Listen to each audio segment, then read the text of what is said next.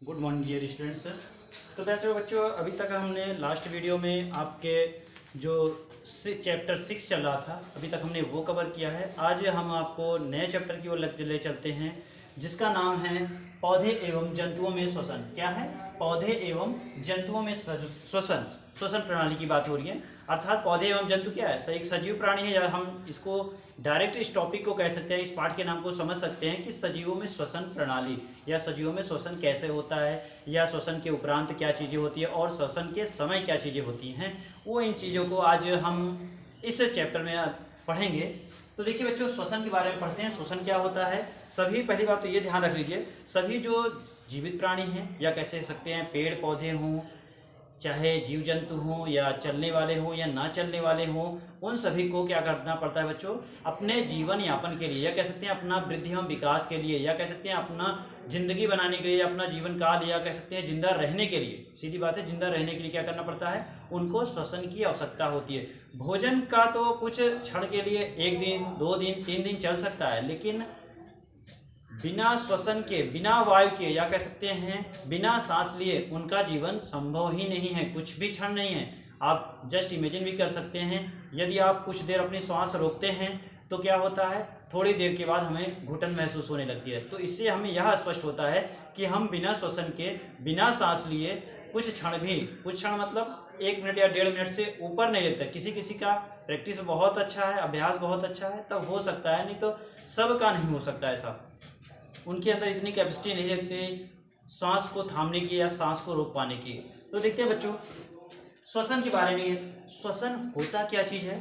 श्वसन बार देखिए, कोशिकाओं में कार्बनिक भोज्य पदार्थों के जैव रासायनिक, क्या कह रहे हैं बच्चों? हम जानते हैं कि जो हमारे शरीर की, या कह सकते हैं दैहिक जो क्रियाएं हैं, सभी कोशिकाओं में ही होता है। चाहे भोजन का पाचन हो, चाहे भोजन को आहार नाल के थ्रू पेट में लेके जाना हो, या पचे हुए भोज्य पदार्थों का जो रस है, या कह सकते हैं जो ताकत है, यदि शरीर में पूरा फैलाना है तो वो भी कोशिकाओं के माध्यम के से ब्लड में मिलकर वो फैलता है, या पूरे शरीर में प्रवाहित होता है या संचरित होता है। तो इसी बात में देखते हैं कोशिकाओं में कार्बनिक भोज्य पदार्थ, क्योंकि हम जो भोजन ग्रहण करते हैं वो क्या होते हैं? उसमें कार्बन के यौगिक होते हैं, या कार्बन के संयुक्त रूप या मुक्त अवस्था में कह सकते हैं छुपे रूप में, वो कार्बन के किसी न किसी रूप में ही रहते हैं। तो कोशिकाओं में कार्बनिक भोज्य पदार्थों के जैव रासायनिक ऑक्सीकरण को ही क्या कहते हैं? श्वसन कहते हैं। भोज्य पदार्थों के जैव रासायनिक ऑक्सीकरण को ही क्या कहते हैं बच्चों? श्वसन प्रक्रिया कहते हैं, या श्वसन कहते हैं, या ब्रीदिंग कहते हैं, या सांस लेना कहते हैं। ये प्रक्रिया होती है। देखते हैं बच्चों, जो कोशिका है, क्या है? कोशिका क्या है? कोशिका किसी भी सजीव या जीवित प्राणी की क्या है? एक छोटी इकाई होती है। क्या होती है? सबसे छोटी इकाई कहा जाता है, या आप कह सकते हैं मनुष्य की सबसे छोटी इकाई कौन सी है? कोशिका। या कह सकते हैं किसी सजीव प्राणी की सबसे छोटी इकाई क्या है? कोशिका है। ठीक है। तो देखते हैं बच्चों श्वसन के प्रकार।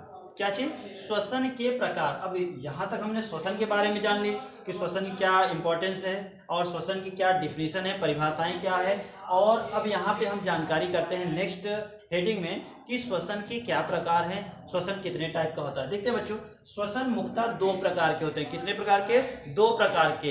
पहला है वायवीय श्वसन। क्या है? वायवीय श्वसन, और दूसरा है अवायवीय श्वसन। तो पहले समझते हैं वायवीय श्वसन होता क्या है। ये वायवीय श्वसन का मतलब होता है वायवीय श्वसन, वायु के साथ। क्या चीज? वायु के साथ। ऐसा श्वसन जिसमें वायु की आवश्यकता होती है उसे क्या बोलते हैं? उसे वायवीय श्वसन बोला जाता है। दूसरा है बच्चों अवायवीय श्वसन, मतलब ऐसे श्वसन प्रणाली जिसमें श्वसन के मतलब सांस लेने के लिए, या कह सकते हैं सीधी बात है जिंदा रहने के लिए। क्या चीज?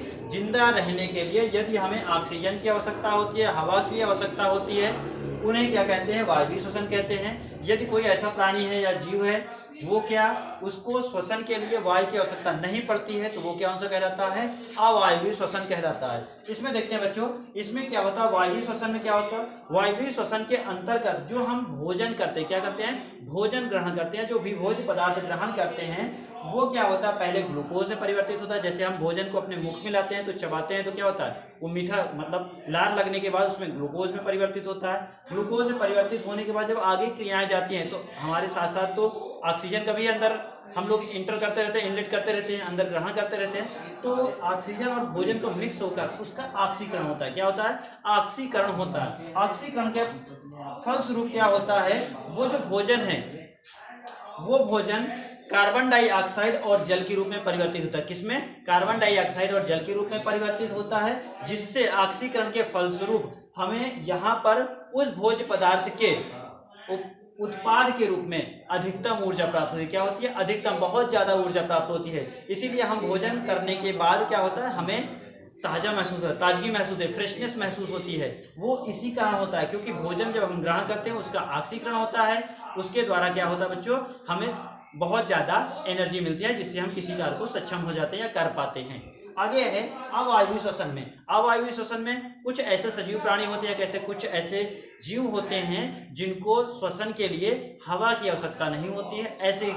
ऐसे ही जो प्रणाली है या ऐसा ही श्वसन जो है वो अवायवीय श्वसन कहलाता है। इसमें ये श्वसन किस तरह के जीव करते हैं? इसमें क्या आते हैं बच्चों?